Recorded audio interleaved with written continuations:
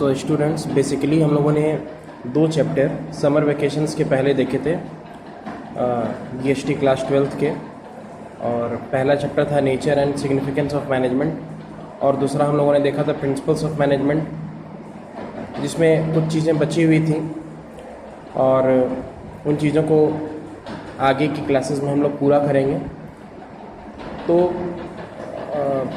अब आप लोग के ऑनलाइन क्लासेस शुरू हो जाएंगी और इन ऑनलाइन क्लासेस में सबसे पहले हम लोग जिन चीज़ों को पढ़े हुए थे, जिन चीज़ों को हम लोगों ने देखा था, उसको एक बार हम लोग देख लेंगे, उसको एक बार हम लोग रिवाइज़ कर लेंगे और फिर उसके बाद हम लोग आगे के चैप्टर्स पे मूव करेंगे।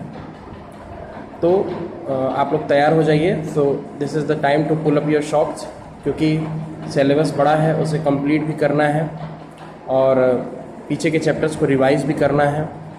और पैंडेमिक की अगर स्थिति बनी रहेगी तो ऐसे ही ऑनलाइन क्लासेस चलती रहेगी। So alert and seriousness from your side is very necessary. तो ये बहुत इम्पॉर्टेंट है।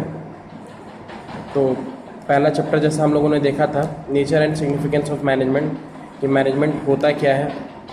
मैनेजमेंट की हम लोगों ने डिफिनीशन देखी थी।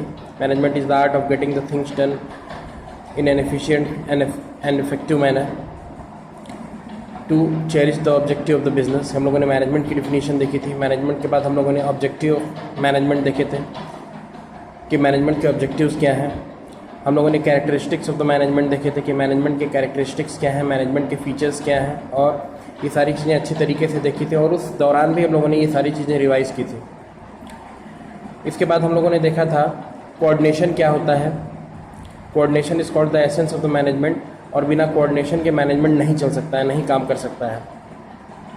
तो ये सारी चीज़ें हम लोगों ने देखी थी।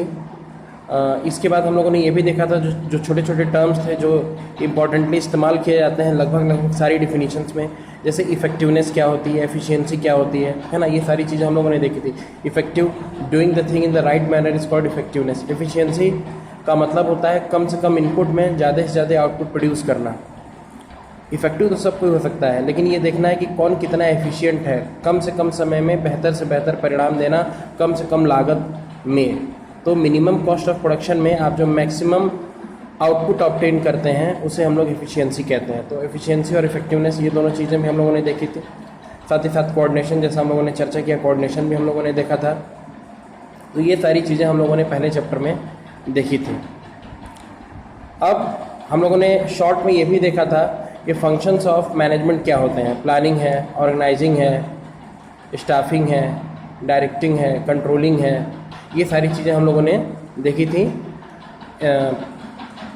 In the context of the function of the management, कि प्लानिंग क्या होता है। Planning is the probability of future course of action. It bridges the gap between where we are and where we want to go, what to do, how to do, for whom the work is to be done. ये सारी चीज़ें आपने planning में देखी थी। Organisation का मतलब होता है सारे रिसोर्सेज को, चाहे फिजिकल रिसोर्सेज हों, चाहे वो मटेरियल रिसोर्सेज हों, उनको उनकी ग्रुपिंग करना ताकि वो बेहतर तरीके से इस्तेमाल की जा सकें। उसके बाद हम लोगों ने देखा था स्टाफिंग क्या होती है, to place the right person at the right job. Staffing में हम लोगों ने ये देखा था कि किस तरीके से मैन पावर का इस्तेमाल किया जाता है for the betterment of the organization. इसके बाद डायरेक्टिंग में हम लोगों ने देखा था कि किस तरीके से इन्फ्लुएंस किया जाता है, इंस्ट्रक्ट किया जाता है, गाइड किया जाता है, मोटिवेट किया जाता है सबऑर्डिनेट्स को बेहतर रिजल्ट पाने के लिए। इसके बाद बारी आती है कंट्रोलिंग की। कंट्रोलिंग